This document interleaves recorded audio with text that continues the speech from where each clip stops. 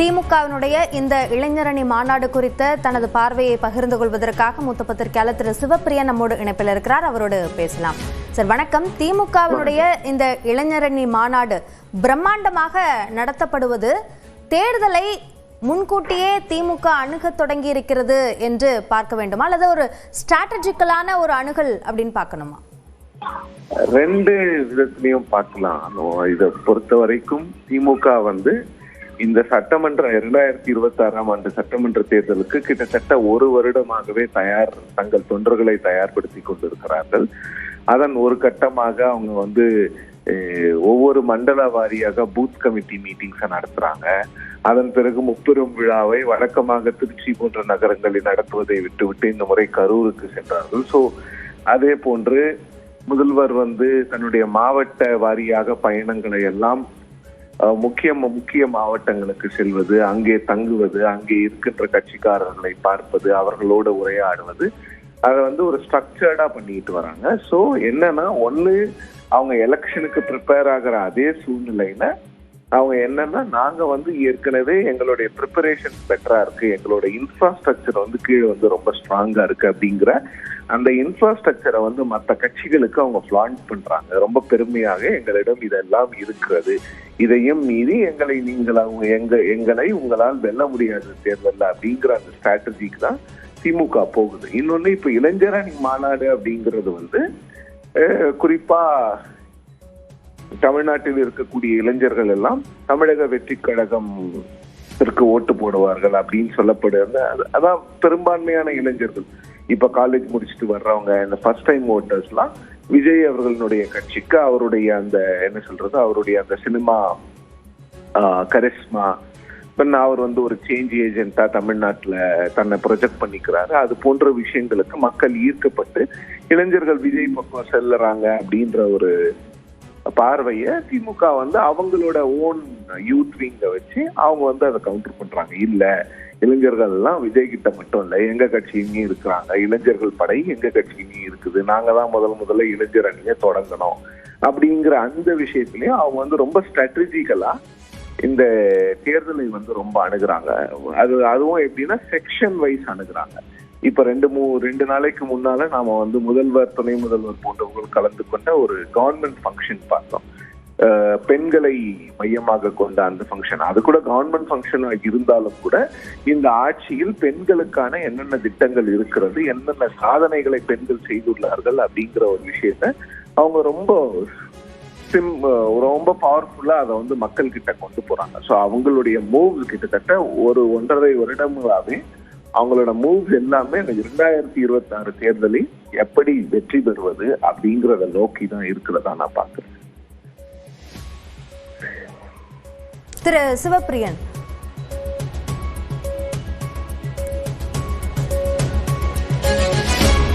காலம்தான், ஆனா இன்னி வரைக்கும் அவர் கட்டின சோகத்துல முட்டிக்கிட்டே இருக்கானுங்க அந்த ஆரிய எதிரிங்க. பல மண்டைகள் உடஞ்சாலும் செவுத்துல சின்ன கீரல் கூட விழல. கிழவனும் போயாச்சு, அண்ணாவும் போயாச்சு, இனி எவன்டான்னு செவுர உடைக்க அந்த கூட்டம் வரும்போது செவுரு மேல கூலிங் கிளாஸ் போட்டுட்டு நின்னுட்டு இருந்தாரு அண்ணாவோட தம்பி தங்க கம்பி கலைஞர்.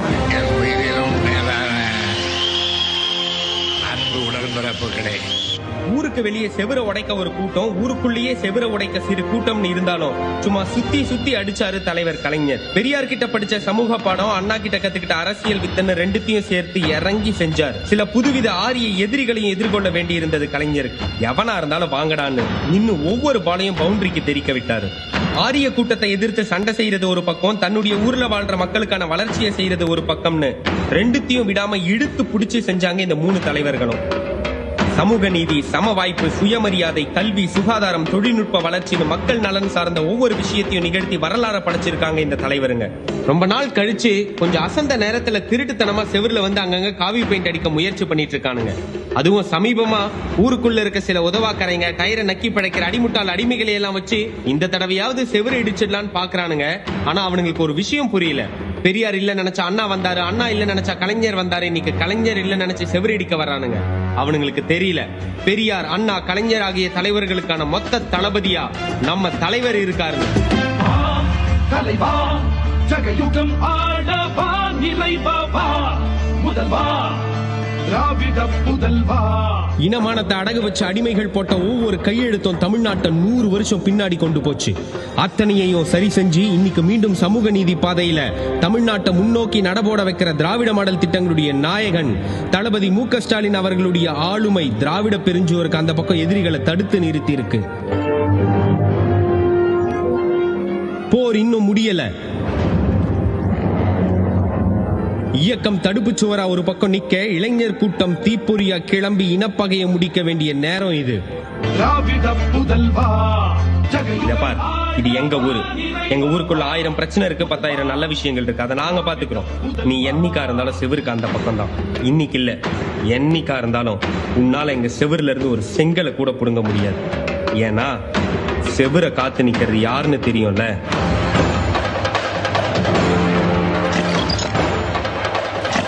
திமுகவை இப்படிப்பட்ட கொம்பனாக இருந்தாலும் தொட்டு கூட பார்க்க முடியாது.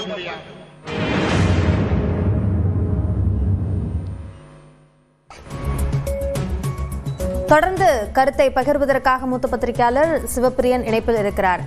சார் வணக்கம். இப்போ இந்த காட்சி தொகுப்புலையும் கூட பாஜக அந்த எதிர்ப்பு சார்ந்த அம்சங்களும் இருக்கிறது. புதிதாக வருபவர்கள் அவர்களாலும் இதை எந்த விதத்திலும் இதை தவிடுபடி ஆக்க முடியாது என்பதை சொல்லும் விதமாகவும் இந்த காட்சி தொகுப்பு அமைஞ்சிருக்கா? ஆமா, நிச்சயமா. அவங்க வந்து ஒரு அசம்பிளி எலெக்ஷனாக இருந்தாலும் கூட எல்லாத்துலயுமே அவங்க பாஜகவை கொண்டு வருவது வந்து 2 விஷயத்துக்காக. ஒண்ணு வந்து பாஜகவுக்கு எதிரான மனநிலை தமிழ்நாட்டில் இன்னும் இருப்பதாக திமுக நினைக்கிறது. அந்த மனநிலை தான் 2024ஆம் ஆண்டு மீண்டும் திமுக கூட்டணி கட்சியினர் பெரும் வெற்றியை பெறுவதற்கு காரணமாக இருந்தது அப்படிங்கிறதையும் திமுக முழு வீச்சுல நம்புறாங்க. இன்னொன்னு, அவங்களுக்கு இருக்கக்கூடிய அந்த அலையன்ஸை வச்சு அவங்க வந்து ஆன்டி டிஎம்கே ஓட்ஸை வந்து அழகா ஸ்பிளிட் பண்ணி, இன்னொன்னு அவங்களுக்கு வரக்கூடிய வாக்குகளை அவங்க ரொம்ப தெளிவா அவங்களுடைய அலையன்ஸ்க்கு கொண்டு வராங்க. 2வது இப்ப என்னன்னா, இந்த திருப்பரம் குற்றம் போன்ற இஷ்யூ எல்லாம் வச்சு அவங்க சொல்ல வர்றது என்னன்னா, பிஜேபி மற்றும் மற்ற கட்சிகள் வந்து இந்த தமிழ்நாட்டில் வந்து அவங்க ஆட்சி செய்யணும்னு நினைக்கிறாங்க. நீங்க அதிமுகவை ஆட்சி செய்ய விட்டாலும் கூட அது பிஜேபியினுடைய மறைமுக ஆட்சியாக இருக்கும். எங்களால் மட்டும்தான் பாஜகவினுடைய அந்த டாமினேஷன் அதை வந்து எங்களால மட்டும்தான் அது ஹேண்டில் பண்ண முடியும், வேற யாரையாலையும் ஹேண்டில் பண்ண முடியாது அப்படிங்கிற அந்த மெசேஜ். இது வந்து இப்போ அங்கு போடப்பட்டிருக்கும் இந்த காணொளிகள் எல்லாம் எல்லாருக்குமான மெசேஜாக இருந்தாலும் கூட அவர்களுடைய தொண்டர்கள், அவர்களுடைய இளைஞர் அணி அங்க வர்ற கூட்டத்துக்கு வந்து அவங்க ஆக்சுவலா வந்து அவங்க கொள்கையை வந்து மீண்டும் சொல்லி பாக்குறாங்க. அவங்களுக்கு வந்து மீண்டும் அந்த கொள்கையை வந்து நினைவூட்டுறாங்க. இதுதான் உங்களுடைய கொள்கை, நீங்கள் எதிர்க்க வேண்டியது வந்து இந்த பிஜேபியோட ஐடியாலஜியை தான். ஸோ அதனாலதான் வந்து பெரியார், அண்ணா, கருணாநிதி, அதன் பிறகு இப்பொழுது மு.க. ஸ்டாலின் இப்படின்னு தலைவர்கள் வந்து ஒவ்வொருவராக திமுக இடத்தை வந்து இவங்க வந்து ஒவ்வொரு பரிமாணம் இருக்கிறது இவங்களுக்கு. அதனால நீங்க வந்து இந்த கொள்கைக்காக தான் நீங்க இங்க இருக்கணுங்கிறதா அவங்களுக்கு சொல்லப்படுகின்ற ஒரு மெசேஜா பாக்குறேன். நன்றி திரு சிவப்பிரியன், இணைப்பில் காத்திருந்து உங்களுடைய கருத்துக்களை பகிர்ந்து கொண்டமைக்கு. என்னிடத்தில் மிகுந்த என்னை பாராட்டி விட்டு சொன்னார், நீங்கள் முயற்சி செய்தால் 3 மாதத்தில் இந்தியை படித்து விடலாம் என்றார். நான் ஒப்புக்கொண்டேன், ஆமாம் ஐயா 3 மாதத்தில் படித்து விடலாம் என்று. என்ன என்றார், அதற்கு மேலே படிப்பதற்கு அந்த மொழியில என்ன இருக்கிறது? 1938 இந்தி திணிப்புக்கு எதிராக நடைபெற்ற முதல் மொழி போரில் அண்ணாவுக்கு 4 மாதங்கள் சிறை தண்டனை விதிக்கப்பட்டது. அண்ணாவின் பேச்சும் எழுத்தும் தமிழுணர்வை தட்டி எழுப்பியது. ஆரியத்துக்கு எதிராக பெரியார் விடுத்த அறைகூவலை அறிவார்ந்த படைப்புகளாக மாற்றினார் அண்ணா. வெறும் அரசியல் தளத்தில் மட்டுமல்லாமல் கலை இலக்கியத்திலும் புரட்சி நடத்தி பண்பாட்டு தலங்களில் பாய்ச்சல் நிகழ்த்தினார் அண்ணா. ராவணனுக்கு இழைக்கப்பட்ட அநீதியை கேள்வி கேட்கும் பொருட்டு கம்பரையும் நீதி தேவனையும் கூண்டில் எழுப்பி விரிவாக விசாரணை செய்த நீதிதேவன் மயக்கம், வருணாசிரமம் எனும் சமூக அநீதியின் முகத்தை கிழித்த சந்திரமோகன் அல்லது சிவாஜி கண்ட இந்து சாம்ராஜ்யம் போன்ற நாடகங்கள், எண்ணற்ற சிறுகதைகள், நாவல்கள் மூலம் அரசியல் இலக்கியம் படைத்தார் அண்ணா. கம்ப ராமாயணமும் பெரிய புராணமும் திராவிடர்களை இழிவு செய்கிறது என்ற அண்ணாவின் கருத்தை மறுத்து விவாதிக்க வந்த ரா.பி. சேதுப்பிள்ளை, நாவலர் சோமசுந்தர பாரதியார் என்ற இரு தமிழறிஞர்களும் விவாதத்தில் தோற்றனர். அந்த விவாதத்தில் அண்ணா ஆற்றிய உரை தீ பரவட்டும் என்று சிறு நூலாகி பகுத்தறிவு தீ பற்றி பரவியது. திரைத்துறையிலும் கால் வைத்த அண்ணா சமூக நீதி சாதனை படைத்தார்.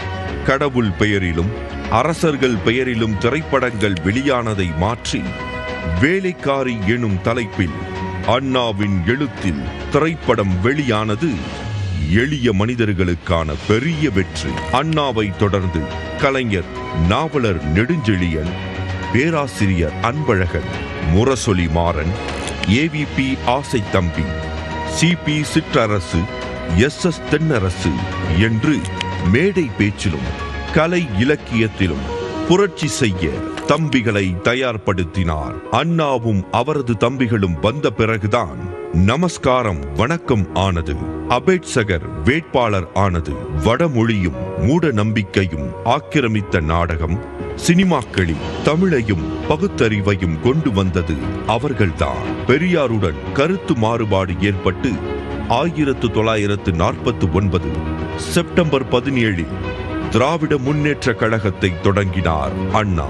வடக்கு வாழ்கிறது, தெற்கு தேய்கிறது என்று தென்னகத்தின் உரிமைகளை வலியுறுத்தி தீயின் வேகத்துடன் வேலை செய்தது திராவிட முன்னேற்ற கழகம். 1957 தேர்தலில் 15 சட்டமன்ற உறுப்பினர்கள், 1962 தேர்தலில் 50 சட்டமன்ற உறுப்பினர்கள் என்று வேகமாய் வளர்ந்தது திமுக. மாநிலங்களவை உறுப்பினராகி நாடாளுமன்றம் சென்ற அறிஞர் அண்ணா கூட்டாட்சிக்கான குரலை ஓங்கி வளர்த்தார். அவர் தமிழ் பேச்சை போலவே ஆங்கில உரைக்கும் ஏராளமான ரசிகர்கள் உண்டு. இந்திய நாடாளுமன்றம் முதல் அமெரிக்க ஏல்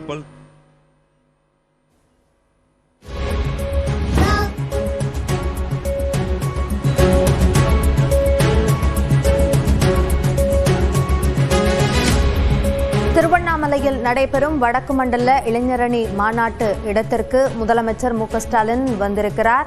அந்த காட்சிகளை நாம் நேரலையில் பார்த்து வருகிறோம். முதலமைச்சர் வந்தவுடன் கூட்டம் தொடங்க இருக்கிறது. ஏற்கனவே கூட்டத்தில் பல நிகழ்வுகள் நடைபெற்றுக் கொண்டிருக்கும் நிலையில் முதலமைச்சர் அந்த இடத்திற்கு வந்திருக்கிறார். அந்த காட்சிகளை பார்த்து வருகிறோம்.